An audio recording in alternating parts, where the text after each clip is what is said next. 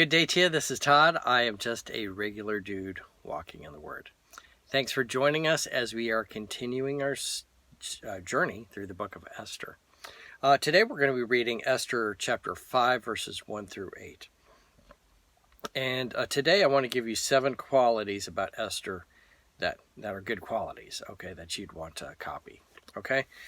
So let's read here. It is Esther 5, verses 1 through 8.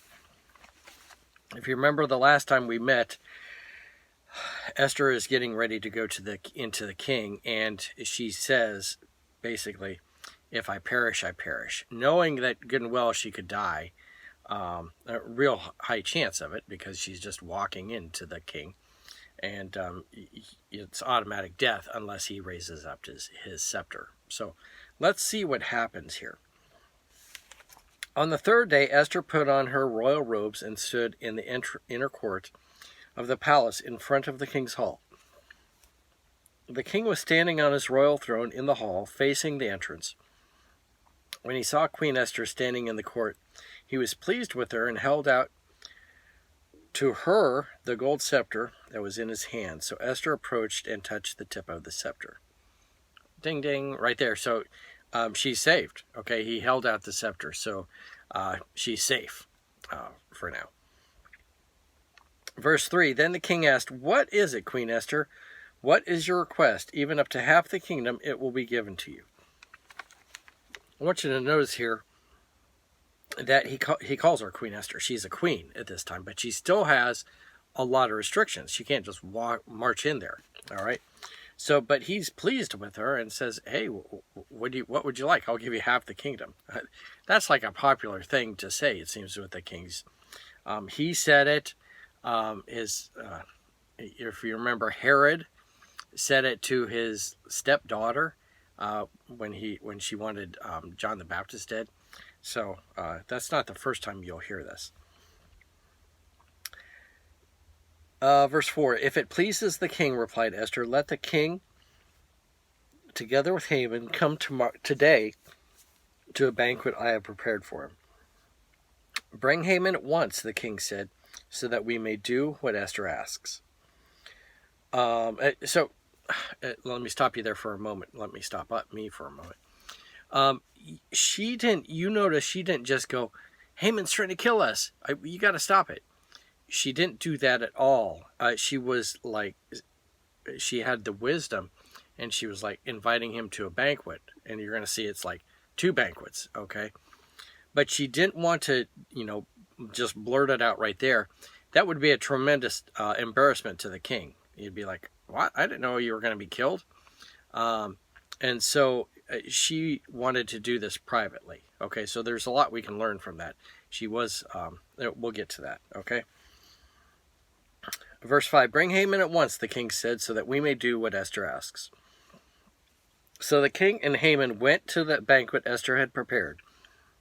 As they were drinking wine, the king again asked Esther, now what is your petition? It will be given to you. And what is your request? Even up to half the kingdom.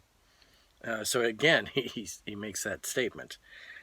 Esther replied, my petition and my request is this.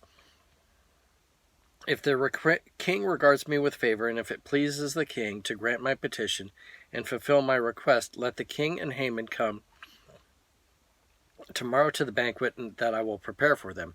Then I will answer the king's questions. So again, she holds off. She doesn't just blurt it out like, Haman's trying to kill us. She works on that relationship really and invites him again. Okay, so let me go over 7 qualities about Esther, and these are good things that we can learn from. The first thing is she sought God first, and that's taken from chapter 4, verse 16. When she does that, she says, let me fast, and she asks Mordecai to fast too. And she also says, not only am I going to fast, but all my servants with me, okay?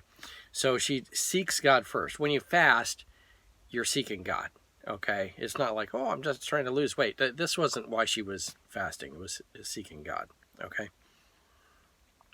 The second quality is she was willing to die. We talked about that yesterday. She was willing to die for Jesus, not for Jesus, for her people. Okay. And that's, she said, if I perish, I perish. And that's taken from verse 16 of chapter 4. She has respect for authority. And that's taken from this chapter we just read, verses 1 and 2, and then also verse 4. She has respect for the authority. She goes into the king with respect, dresses all nice and everything, and comes with respect. Okay. And then even then she doesn't go and embarrass the king, and blurt out everything. She waits for the right time to do it. So comes with respect. That's the big thing here. And not easily angered. She could have just flown off in a rage, and you're going to see Haman, then what we read tomorrow. He flies off in a rage and just overreacts and everything. She is very calm about it and weighs out everything and then plans out her actions. So she is not easily angered. She's hospitable is the fifth thing, and that's taken from verses 5 and 6, where she invites her husband Xerxes and Haman. Okay, Haman is her enemy. She invites him too. Now she has a plan for all this, but she invites the enemy to her place. The sixth thing is she carefully plans her action. You notice throughout this whole thing, she never rushes into it, but she's planning. In her head, she's planning out, okay, this is what I'm going to do. This is what I'm going to do. Everything we read today, she planned out. Okay. And then the last thing, number 7, she does not rush in blindly. She thinks out everything, but doesn't rush in. She could have, at the beginning of this chapter, just rushed into the court and gone, hey, you got to stop Haman. He's trying to kill us, and then that wouldn't have worked out so well. Okay. But instead, she didn't rush into anything and then carefully thought out everything.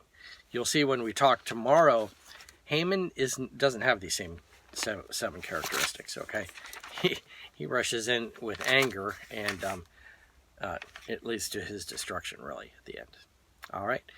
Thanks for watching. I'm just a regular dude walking in the Word, and I look forward to seeing you tomorrow as we continue our journey through the book of Esther. Lord's blessing. I'll see you then.